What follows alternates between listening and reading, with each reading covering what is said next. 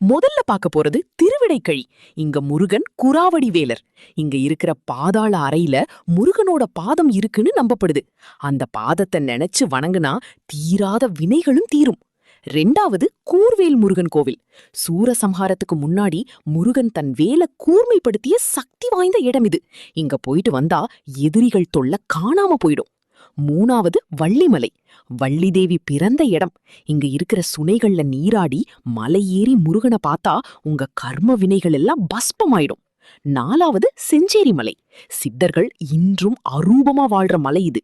இங்க இருக்கிற மந்திர தீர்த்தம் காசிக்கு நிகரான புண்ணியத்தை தரக்கூடியது. கடைசியா கதித்தமலை முருகன். மன நிம்மதி தேடுறவங்களுக்கு இது ஒரு சொர்க்கம்.